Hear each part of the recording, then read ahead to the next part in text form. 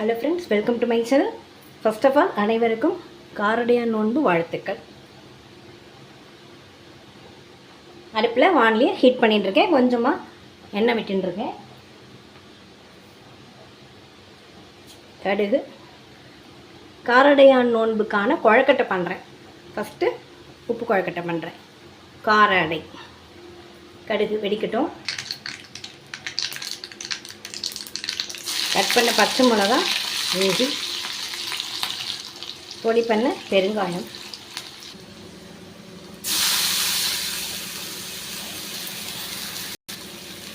உப்பு. கொதிச்சுட்டுருக்கு, ஜலம் விட்டுருக்கேன். இது வறுத்துட்டு கொஞ்சம் வேக வச்ச காராமணி,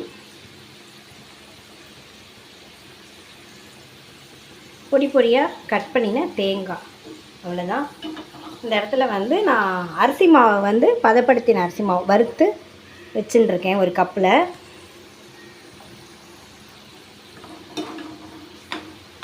உப்பு போட்டாச்சு.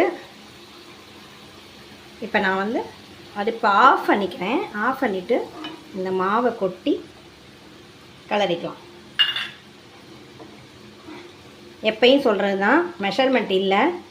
நீங்கள் பார்த்து ஜலம் விட்டு கிளறிக்குங்கோ. வேணும்னா கொஞ்சம் ஜலம் தெளித்து நீங்கள் மிக்ஸ் பண்ணிக்கலாம். ஏன்னா நம்ம எகைன் வேக வைக்க போகிறோம். இது மிக்ஸ் ஆனால் போதும். இதுவே கரெக்டாக இருக்கும். சப்போஸ் உங்களுக்கு ஜலம் அதிகமாக இருந்ததுன்னா கொஞ்சம் மாவு சேர்த்துக்கணும். குறைவாக பண்ணுறவா கொஞ்சம் பார்த்து கவனமாக பண்ணிக்கோங்க. மேலே மேலே நம்ம மாவு சேர்த்துட்டே இருந்தால் ஜாஸ்தி ஆகிடும். இதுவே நம்ம 7:45 கட்டிக்கு போகிறோம் அப்படின்னா ராத்திரி ஆகிடுறது, மீந்து போய்டும் இல்லையா. சோறும் இதை நம்ம ஒரு தட்டுலேயோ இலையிலையோ கொட்டி ஆற விட்டுண்டு பிடிச்சிக்க வேண்டிதான். நெக்ஸ்ட்டு இனிப்பு குழக்கட்டைக்கு நான் இதில் 1 கப் அளவுக்கு மாவு எடுத்துக்க போகிறேன். அதனால் 3/4 கப் அளவுக்கு வெல்லம் போட்டுண்டு ஜலம் விட்டுக்கிறேன். கரையட்டும் இது. இப்போ இதை நம்ம தட்டிக்கலாம். கொத்தமல்லி கட் பண்ணதையும் போட்டுட்டு நல்லா இதை ஒன்று சேர்கிற மாதிரி மிக்ஸ் பண்ணிவிட்டு தட்டிக்க வேண்டிதான். இப்போ இது கொதிச்சுட்டு கரைஞ்சின்னு இருக்குது. கொஞ்சம் ஏலக்காய் பொடி போட்டுக்கிறேன். அதுக்கு போட்ட அதே மாதிரி காராமணி, பொடி பொடியாக கட் பண்ணின தேங்காய். இதுக்கு அவ்வளோதான். உங்கள் வெல்லத்தில் தூசி ஏதாவது இருக்கும், கல் இருக்கும், அது மாதிரி தோணித்துன்னா கரையை வச்சு வடிகட்டிக்கோங்க.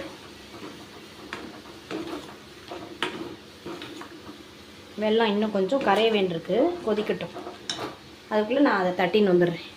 வெல்லம் கரைஞ்சிட்டு ஆஃப் பண்ணிவிட்டு அதே மாதிரி இதையும் கிளறிக்கணும்.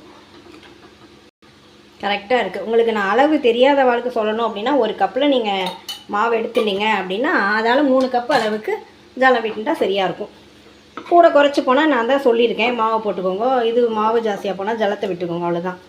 கொஞ்சமாக, ரொம்ப ரொம்ப போட போட என்னாகும், அதிகமாகிட்டே போகும். அவ்வளோதான். எரிக்கிடுத்தா. இதை வெறும் ஜலம் தொட்டே தட்டிக்கலாம். அப்படி இல்லைன்னா நெய்யை தொட்டு இது பண்ணி வச்சுக்கலாம். ரெண்டையும் ரெடி பண்ணிட்டு பிடிச்சிட்டோம்னா டைம் சேவ் ஆகும்.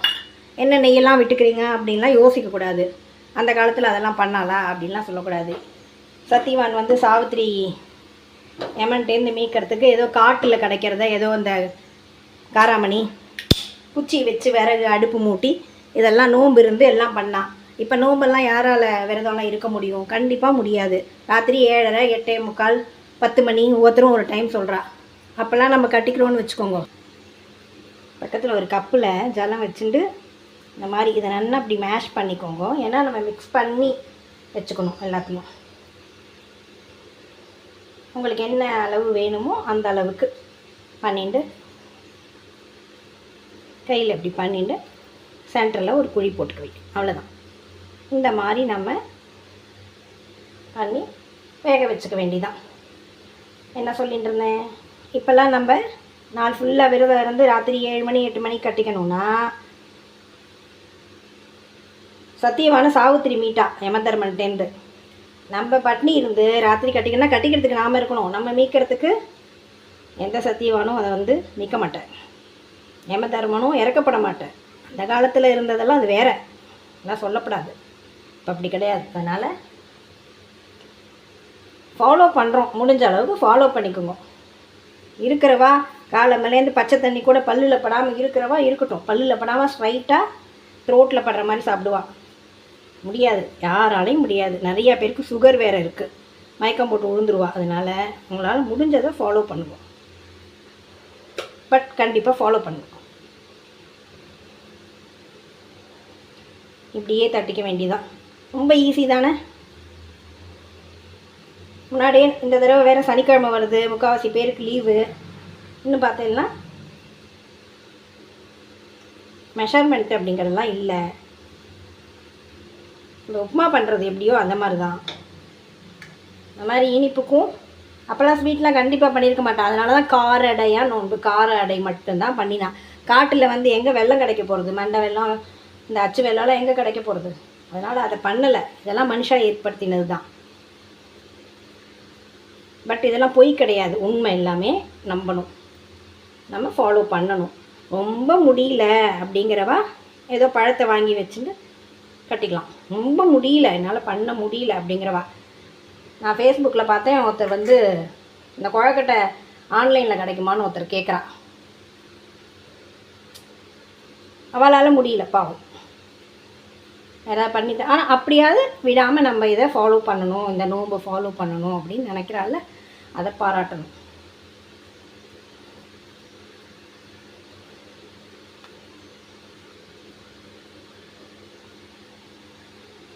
அதே மாதிரி மாவை வந்து நம்ம லேசாக வறுத்துண்டா போகிறோம். இந்த கோலம் போடுற மாதிரி, புள்ளி வைக்கிற மாதிரி அப்படியெல்லாம் வரணுங்கிற அவசியமே கிடையாது.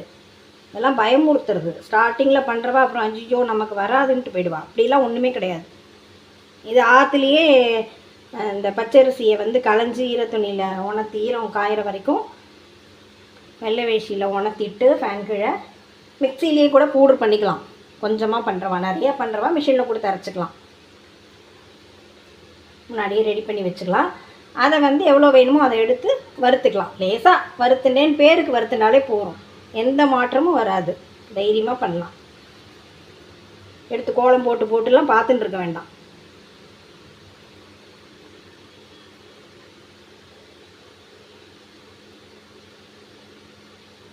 ரொம்ப ஈஸி. உப்புமா பண்ண தெரியாதவா யாரும் கிடையாது இல்லையா, அதே தான் இது. இதை விட ஈஸி அந்த இது ஸ்வீட்டு. தாளிக்க வேண்டியதில்லை, ஒன்றும் வேண்டியதில்லை. வெள்ளை கரைசெல்லாம் மாவை கொட்டி கலர வேண்டியதான். வாளால் இந்த சாவித்திரினால் முடிஞ்சதை பண்ணி நோம்பு இருந்து சத்தியமான மீட்டிருக்கா யமதர்மன்ட்டேருந்து. எப்படிலாம் நடந்திருக்கு பாருங்கள் அந்த காலத்தில். அதனால் என்ன பண்ணணும்னா, சண்டை போடுறது ஒரு பக்கம் இருந்தாலும் ஒத்துமையாக இருக்கணும் எல்லோரும்.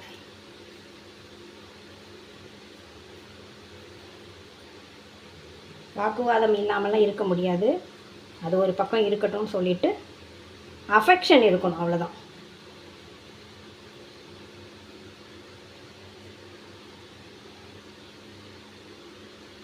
கடைசியாக ஒரு குட்டி டன்.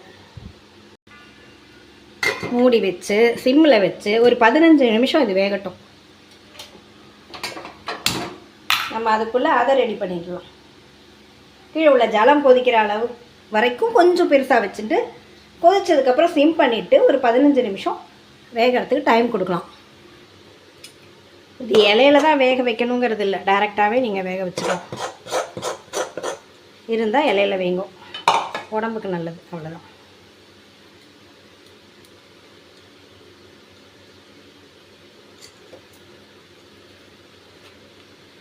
இதில் கூட நம்ம நெய்யை தொட்டு தட்டிக்கலாம், இல்லது ஜலத்தை கையில் தொட்டுண்டு அதே மாதிரியே தட்டி எடுத்துடுவோம்.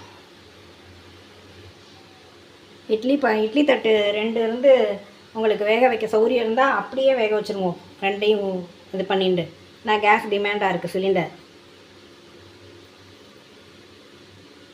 தட்டி ரெடியாக வச்சுட்டு மேல் தட்டில் உப்படையும் காரடையும் ஸ்வீட் அடையுமா வேக வச்சு எடுத்துக்கலாம்.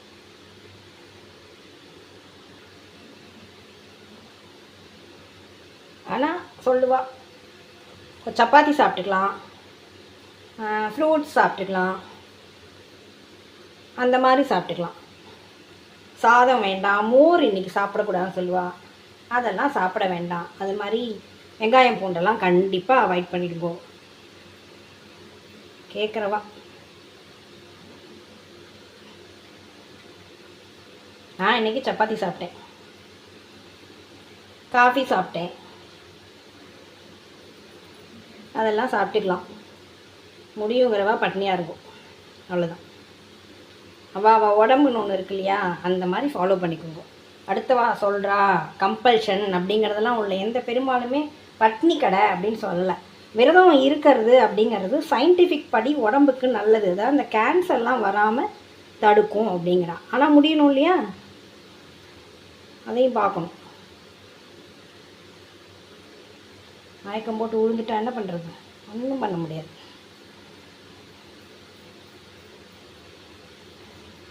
சாயந்தரம் ஆஃபீஸ் விட்டு வர வரைக்கும் நம்ம அப்படியே இருக்க வேண்டியதான். நாளை அவள் உடம்பு படி பார்த்துட்டு பண்ணிக்கோங்க அதுக்கு தகுந்த மாதிரி.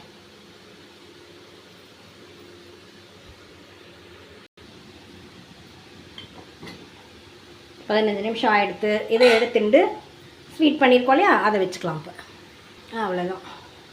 அதை தூக்கி அப்படியே வச்சுட்டு அதே மாதிரி சிம்மில் பண்ணி, ஆல்ரெடி ஜலம் கொதிச்சுன்னு தானே இருக்குது, அதனால் சிம்லேயே இருக்கட்டும், 15 நிமிஷம் இருக்கட்டும்.